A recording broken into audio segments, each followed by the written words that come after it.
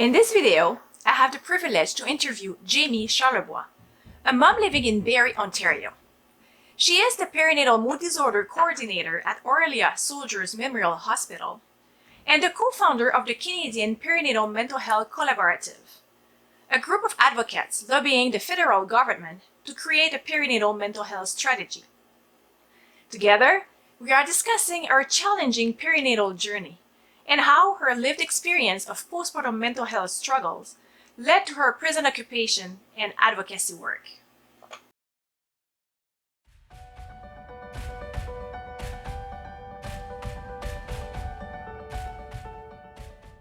Hi, Jaime. Hi, how are you? Doing good, and you? Good, thank you. So nice to have you here. Thank you so much for accepting to do this interview with me. Well, thank you so much for the invitation. Yeah, welcome. If you listeners are the first time on my YouTube channel, my YouTube channel is all about postpartum and postpartum mental health, most of it. And I love to interview people, parents who can talk about their postpartum journey, and especially parents who have gone through a difficult postpartum experience. So I know that Jaime's story about her postpartum transition was difficult. But first of all, before asking you about your postpartum journey, can you tell us a little bit about yourself? Sure. So my name is Jaime Charlebois. I live in Barrie, Ontario. I am a nurse by trade. I've been a nurse for about 20 years. And I am currently a perinatal mood disorder coordinator out of a small hospital here in Orillia. I work throughout a pretty large region, and I'm also the co-founder of the Canadian Perinatal Mental Health Coalition, or Collaborative, sorry, Canadian Perinatal Mental Health Collaborative. A long name. Yes, and we'll talk about that. Mm-hmm. Thank you. Yes, as I mentioned, I know that your postpartum period was challenging. So it was about 15 years ago that you went through a very challenging postpartum period. And I was wondering, prior to having your baby, did you feel confident in your knowledge about the postpartum transition, or your knowledge about what to expect when having a baby? So I felt like I was ready. I had babysat all through my teen years. I loved kids. I was kind of like a baby whisperer in the fact that I could calm most babies down. And like I said, I was a labor and delivery nurse, so I felt quite comfortable around babies, knew what to kind of expect around that time period. But that didn't mean it prepared me well in retrospect, because you never know what it's going to be like until you go through it yourself. And you never know the temperament of your child or how you're going to parent that child until you're right in the midst of it. So yes, I had the knowledge, skill, and judgment. But back then we knew about postpartum depression. We didn't know or talk about it in great depth. There was no screening. Nobody talked to you about it. And nobody ever talked about all the other symptoms of a perinatal mood disorder. Yes. So in your experience, can you tell us what you went through, the symptoms? Because you said, okay, you knew about postpartum depression, but am I right saying that it was more than that in your case? Yeah, so I'll kind of start at the beginning. My husband and I had been married for 4 years, together for 7 when we conceived my daughter, and it happened quite quickly, kind of our first cycle. And so we were really excited to start this new chapter in our life. We bought a new home. It was going to be built when I was 5 months pregnant. And very quickly into my pregnancy, around 6 weeks in, I started getting really sick. Oh. And it wasn't just the normal nausea and vomiting. It was really severe. So it was constant nausea and vomiting. I had to go off work. I was off work for 10 weeks. I lost 20 pounds. And so I was like, goodness, like I didn't expect this. My mom had 2 weeks of morning sickness, and I was the first of my siblings to have kids. But I'm kind of that person that, if there's a small chance of something happening, I'm going to be that person. So I was on 4 diclexin a day.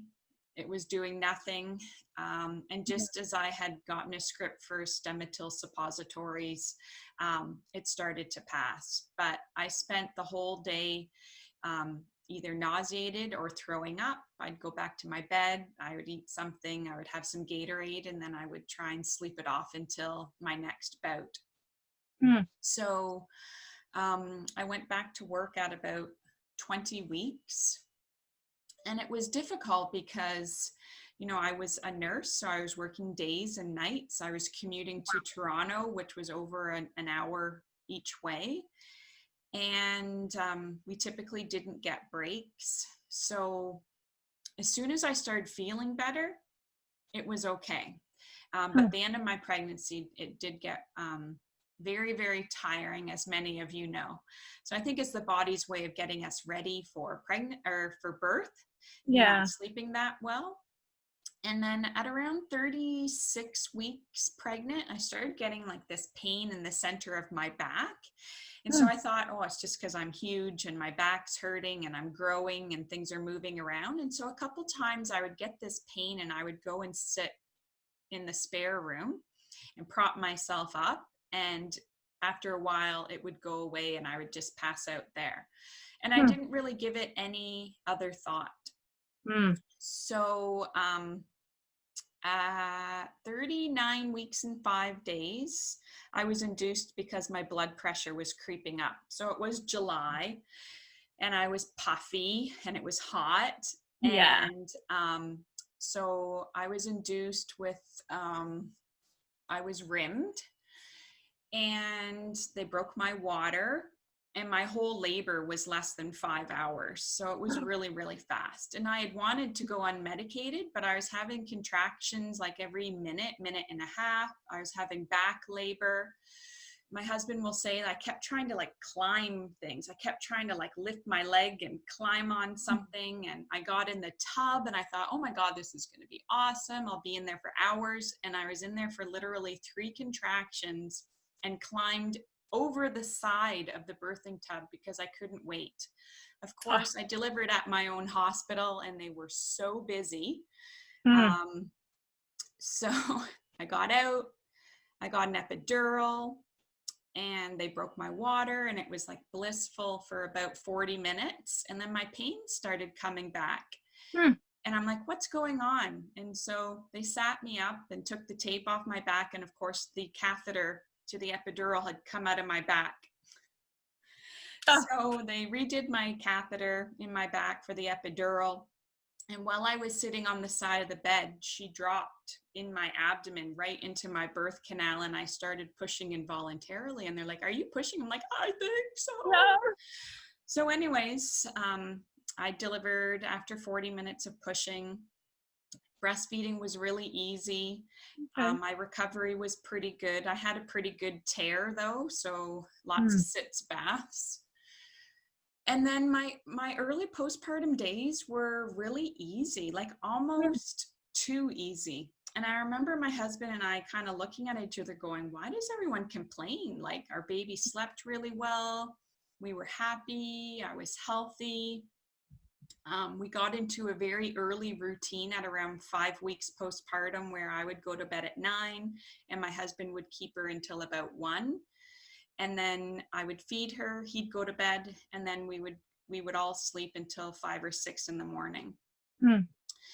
And so she slept like that and slept through the night until about 3 months postpartum. And then I had my first major gallbladder attack.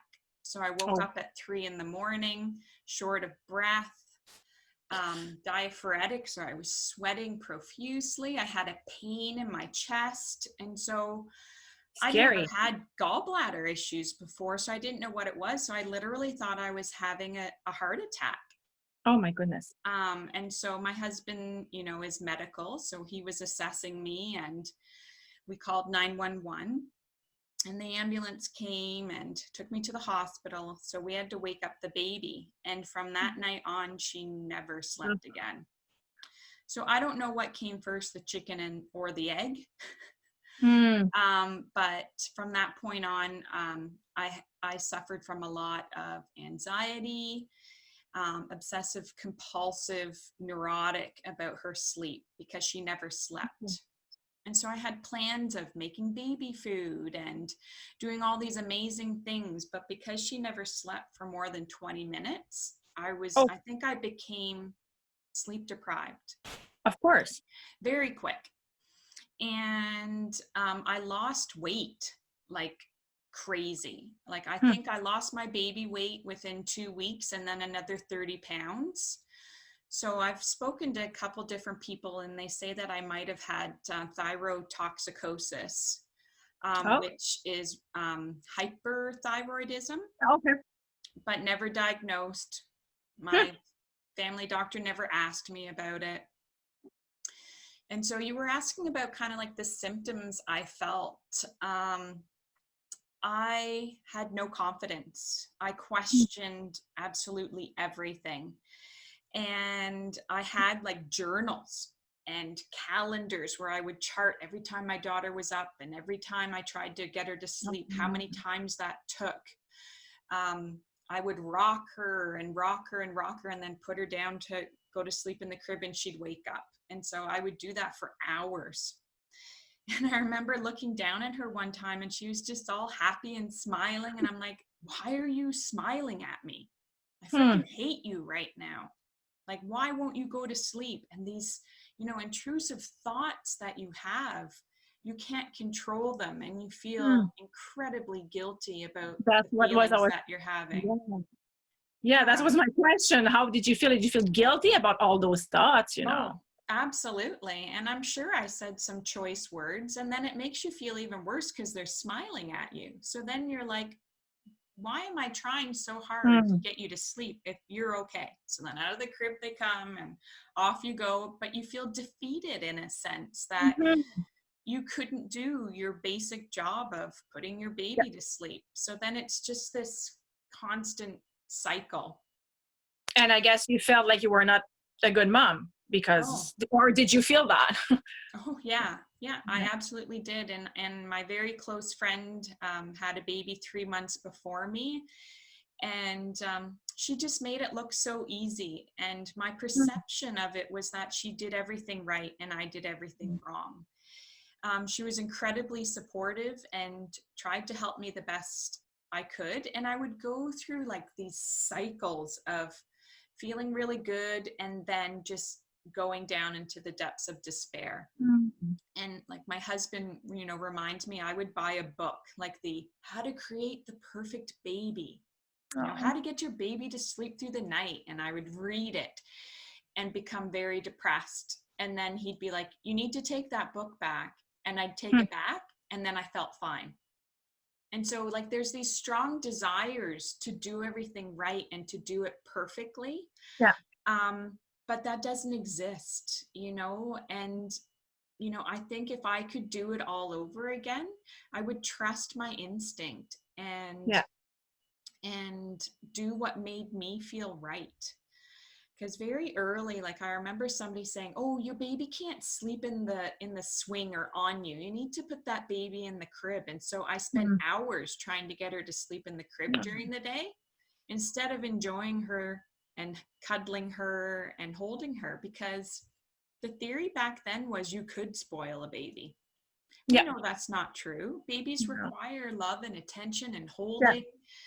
And that felt right to us. Like we would be sitting and she'd be all nuzzled in your neck and it just felt glorious. Or she would have like 4-hour naps in the swing. But we know evidence-based practice tells us now to reduce SIDS that they need to be in their crib and they need to be on their back. And so I think there can be a lot of challenges between what feels right and what evidence tells you. So when you're suffering from mental health challenges, it all becomes a little bit too much in a sense that you don't know which one to trust, yourself or the literature. Yeah. And I remember my baby too, she was not a good sleeper.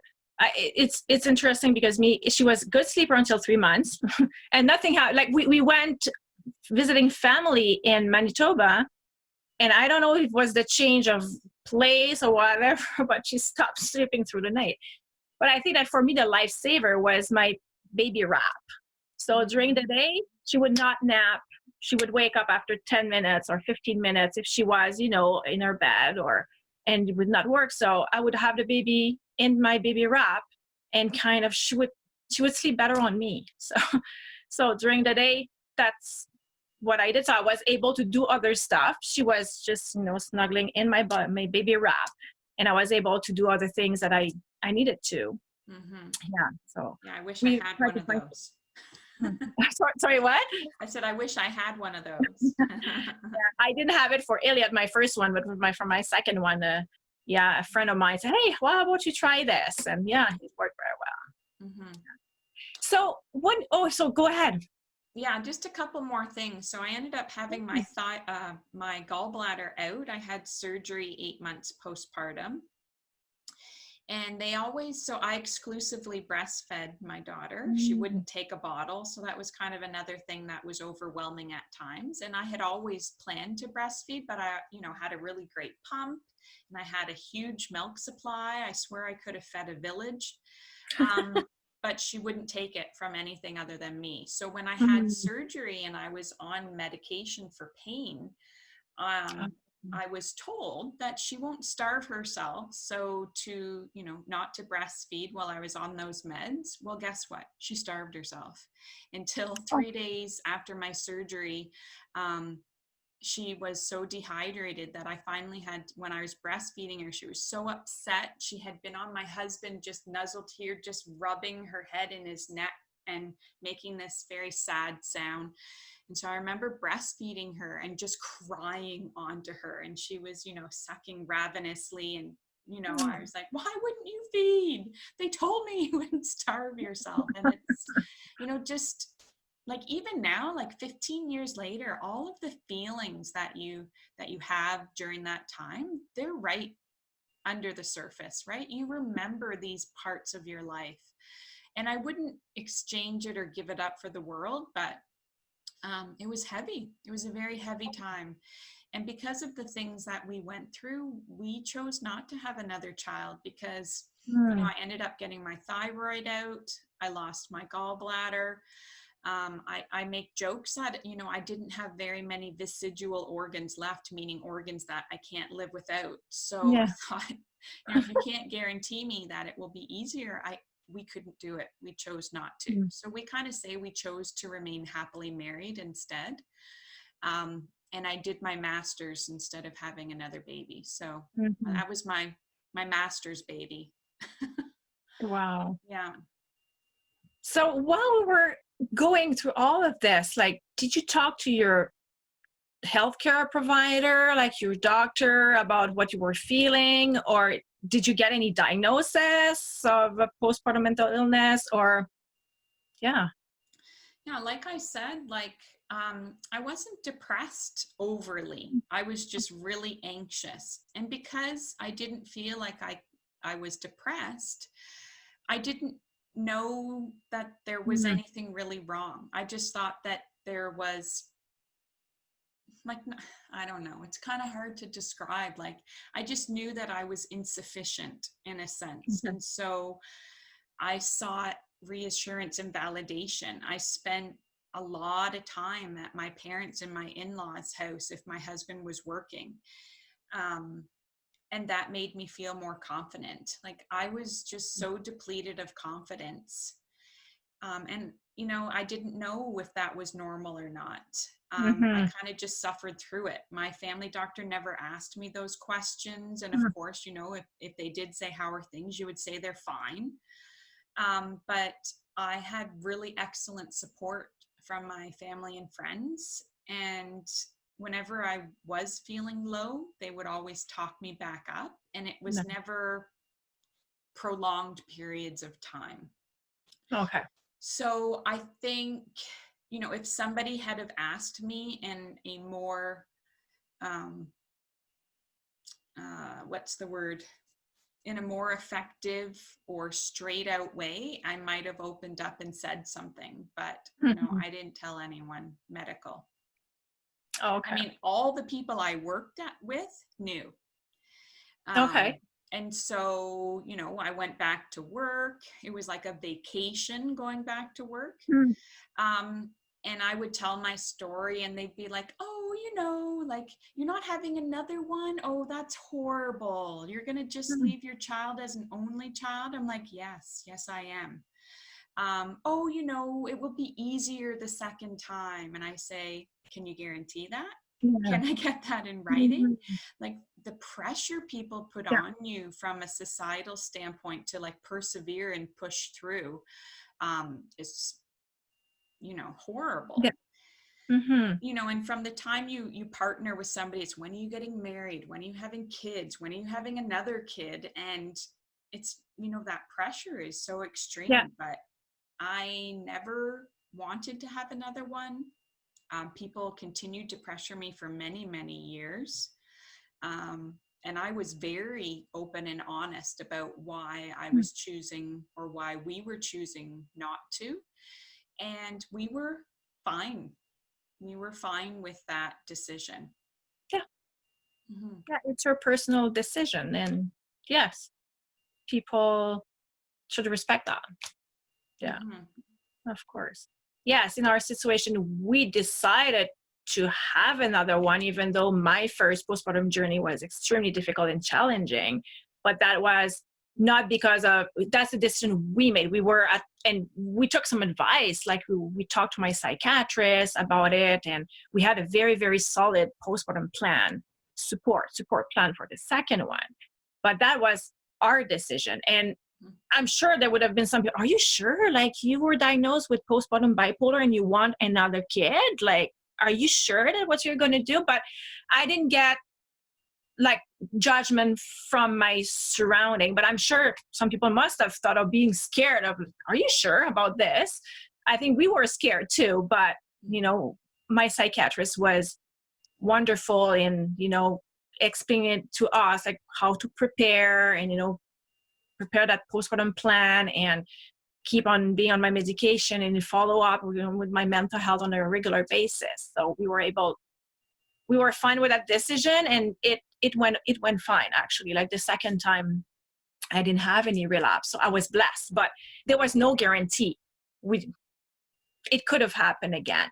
It could have, but that was our decision to try to have another one. So, but I totally we have to respect every family decision about this.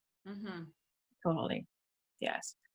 How was it for your husband, like going through this challenging postpartum transition? He doesn't talk about it very often. Okay. I remember asking him about it not that long ago, and he goes, you had a really hard time, and I couldn't imagine going through that again. I'm sure he was afraid to leave me alone. He would set up times, or if I, called him crying, he would say, go to my parents, go to your parents. And I think it probably was really difficult for him to leave me during those, the times when I was struggling the most. But he was just a fantastic support, and we were best friends. But I'll tell you, that postpartum struggle was very hard on our relationship, and it took us probably 2 years after having her to get back to where we felt we were on the same level as we were before. So he was like my anchor, and he was very, very strong and supportive through that. But I know it must have been really difficult for him to see me that way and to leave me alone. So but he never wanted to do it again. And was he open about his experience? Like, was he talking with family members about how he was dealing with this, or? Oh, I'm sure there were lots he kept of it for himself. Yeah, sorry, what? I said, I'm sure there were lots of conversations that I weren't part of. Yeah, but I'm just asking because sometimes some partners might not feel comfortable talking about their own experience while going through this. And like for my husband, like he talked like to one friend, his best friend, about it, how he was feeling, through this thing. He was a great supporter. We were open about my situation, my diagnosis. We decided to inform our friends, and he was fine with that. But talking about his own feelings or everything, like he had one friend like that he talked to, and I think his family too. He was like open with his family. But yeah, it's, my husband's more like the classic man in the sense that he doesn't share his feelings with a bunch of people, and if he does, I wouldn't know about it. okay. Yeah, because we know there's some resources out there for partners, support groups. So we sometimes think, there must be like support group for the moms, but we know now that there are some, like Postpartum Support International, has a support group for dads, so for partners. So I think it's good to be out there, because it could be difficult for them too to see their partner going through a very difficult postpartum transition. So absolutely, to get some support and share their experience with other partners, that is good. Yeah, and we know that that mental illness is highly stigmatized, and many women don't reach out for help. But when it comes to the partner, the male partner's suffering, their chances of reaching out for help are much, much lower. And so we are very fortunate, like you said, to have more supports now for fathers. There's also the Fathers Mental Health Network out of Mount Sinai. So there are resources to access, but the onus is on moms and dads to reach out and find their own supports. Yes. Yeah. How did your postpartum experience lead you to what you're doing today, like in your job or your advocacy work? Yeah, it's a good question. When this position was posted, I was, working, I think at that time, I was back at the hospital. I had spent 8 years teaching in the degree nursing program at a local college/university. And then I went back for more hours. I'd always stayed at the hospital, but I started working more hours at the hospital. And then, your kids get older and need you at home more, and the commute starts to get you. So when this position that I'm working in now came up, I read through it, and I knew that I was going to be the perfect person for it because of my lived experience, but I also knew that there would be times that it would be tough to hear other people's stories, and I wondered if I would be triggered or if it would be difficult for me, but it actually awakened this advocacy inside of me, and I've enjoyed almost every minute of it. So I've been in my position almost 5 years now, and it started very much with really looking at what services exist in our area, and doing gaps analysis and assessment, and then building and filling in the gaps. Lots of education and training with healthcare providers and organizations and agencies, creating new groups for moms and dads to be able to attend in partnership with early on child and family centers, bringing training to the area. So last year we brought Postpartum Support International up to do provider training, and it was fantastic to bring more people to the area that have knowledge about perinatal mental health. And so now I've been doing psychotherapy training and providing very small, limited amounts of psychotherapy support to clients in my area, and continuing to reach out and use all of the healthcare practitioners in the area that are specialized. So creating that village of support for people to be able to access. That's great. So, you talk at the beginning about the Canadian Perinatal Mental Health Collaborative. How did it start? And because you are the co-founder of it, and with Patricia Tomasi, so can you let us know like how it started and the mission of it? Yeah, so very early in my position, Patricia was working for the Huffington Post, and there were whispers in the community that this new person had started and was working on perinatal mental health in the community. And so Patricia had heard about the position and reached out to the public health unit in our area and reached out to my hospital. And the funny thing is that when she called corporate communications, they didn't know about me yet. And they told her that I don't exist Oh, or that I okay. didn't exist. And so she went back to the health unit, and then they said, yes, she does exist. Here's her contact information. And so we created like this instant connection based on our lived experience and our shared passion for advocacy. And we worked in different types of groups over the years. And then we forged our own path and created the Canadian Perinatal Mental Health Collaborative in January of 2019. But it just became this fluid, big, organized thing in January of 2020, where we, created the lots of different campaigns. We went live with Bell Let's Talk Day.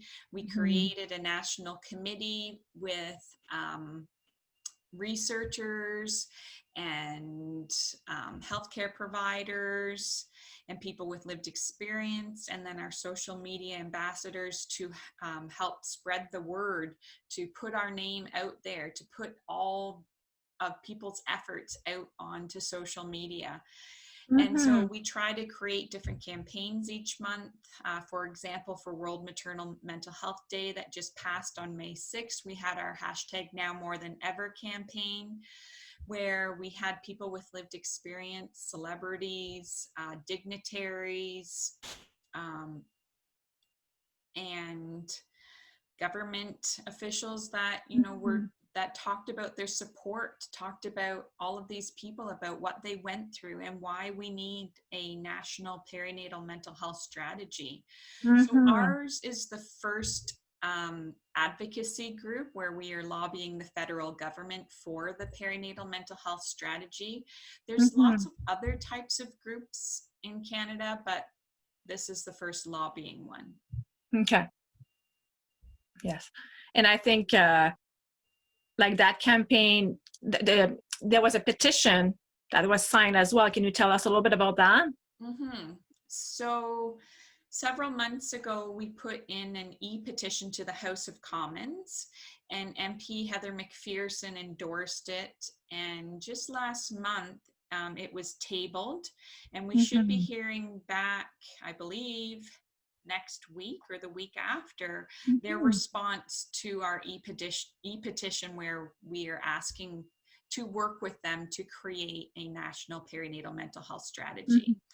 Now, definitely COVID-19 may put a hamper on this, but this is the first time that an e-petition has been tabled.